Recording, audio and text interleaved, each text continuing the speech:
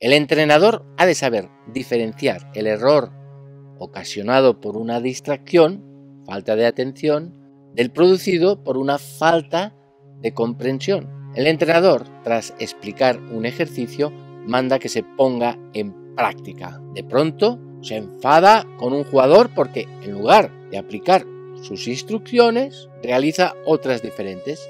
¿Qué ha pasado? Hay dos posibilidades: que no ha estado atento o que no lo ha entendido. Son dos posturas muy diferentes que hemos de tener en cuenta siempre. En el caso de la falta de atención, lo primero que hemos de recordar es que, los chicos siempre demuestran menos capacidad para mantener la atención durante un largo espacio de tiempo. Se despista con mucha facilidad y en realidad no captan todo tu mensaje porque están muy dispersos, quizá pensando en otras cosas. El arte de mantener la atención de un niño en un entrenamiento es algo que se va adquiriendo con el tiempo, poco a poco, y en el que debes tener en cuenta una serie de variables muy amplias.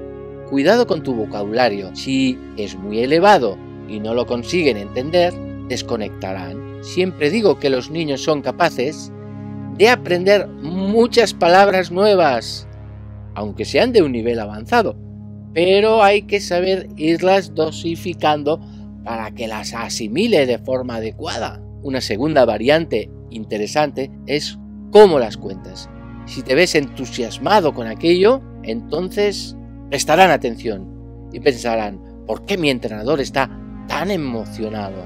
Debe ser algo muy interesante. Voy a escuchar lo que dice.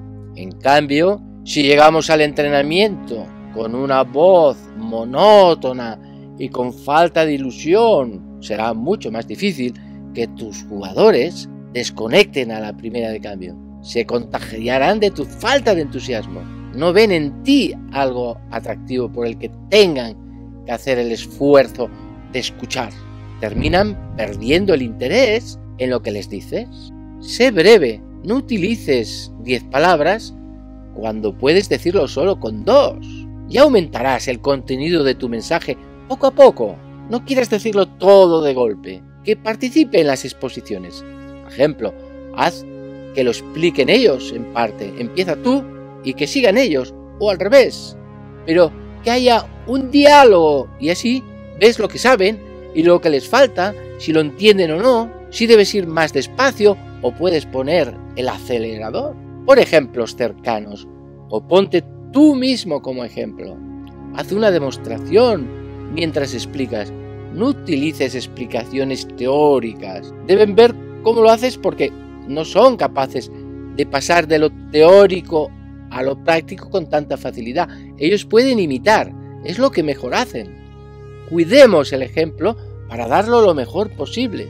Dirígete con más frecuencia de lo habitual al jugador que tiene más facilidad en distraerse y pregúntale más. Ponle en un lugar cercano para que pueda oírte bien y no haya nada que le pueda distraer.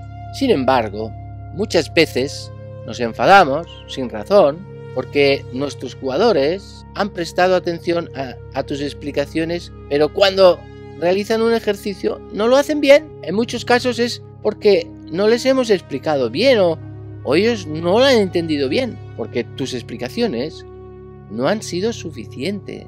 Existen diversas razones por las que no son capaces de aplicar lo que les dices en los entrenamientos, incluso también en los partidos. Después de una breve explicación, damos por hecho que lo han entendido.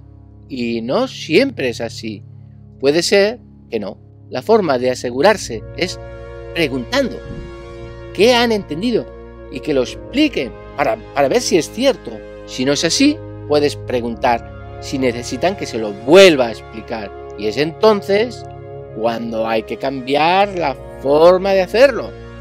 Más despacio, más asequible, más claro, sin dar por hecho nada. De esta forma, los chicos conseguirán entenderte mejor y aplicar lo que les pides con la eficacia necesaria. Como entrenador, tienes unos conocimientos, pero quizá en tus explicaciones das por hecho que algunos conceptos ya deben conocerlos. Por desgracia, esto no es así, y en la explicación que les das se producen algunos vacíos que pueden impedir la comprensión total del mensaje que les das. Y eso tiene consecuencia en sus errores, en la aplicación del ejercicio que les pides. El profesor debe ponerse a la altura de los jugadores con los que trabaja y no dar por hecho que ya entienden todo lo que les dices. Por ejemplo, mientras explicas te das cuenta de que surge un concepto nuevo. Puedes preguntar si saben su significado antes de seguir explicando. Esto te permitirá poder asegurarte de que lo aplicará en el campo, tal como se lo has transmitido. En ocasiones nos olvidamos la edad de los jugadores con los que estamos trabajando y les pedimos que realicen ejercicios que tienen una cierta complejidad, incluso para chicos mucho más mayores. Cuando esto ocurre, se crea un desconcierto grande entre los chicos porque no saben qué hacer, ya que no es sencillo llamar la atención de su entrenador y además quizá este no se percata. Hemos de procurar ofrecer a los jugadores ejercicios que puedan entenderlos con facilidad y que sean sencillos de aplicar, porque esto facilita mucho el aprendizaje. Por otro lado, puede ocurrir lo contrario, que les propongamos a un grupo de jugadores un tipo de ejercicio tan sencillo y básico que no sientan ningún tipo de aliciente por hacerlo y no te escuchen, desconectan, porque aquello les aburre. El miedo al entrenador tiene estas cosas: no hay comunicación ni confianza suficiente para decirle al míster que no lo has entendido.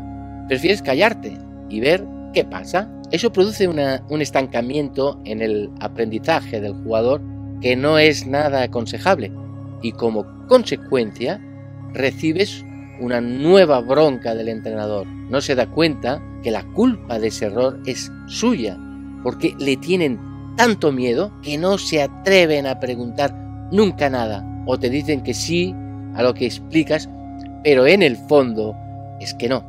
Has de tener previsto que hay chicos con un cierto complejo o más tímidos que por culpa de su falta de seguridad, aunque les das confianza e intentas adaptar la explicación lo mejor posible, no son capaces de decirte que no lo han entendido. Es importante trabajar este comportamiento en el deporte, ayudarles a quitarse sus timideces y vergüenzas, porque de esta forma les estás ayudando a resolver un problema grande que tienen. Una buena fórmula para conseguir mejorar este miedo escénico es preguntarles muchas cosas para que hablen delante de sus compañeros y se les quite el temor a hacer el ridículo.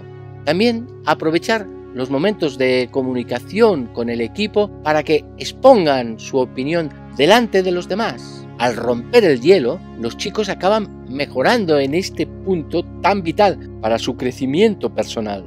Cuando existe una gran relación entre el entrenador y los jugadores, puede ocurrir que los chicos no se atrevan a decirle a su entrenador que no le han entendido, que no quieren decepcionarle.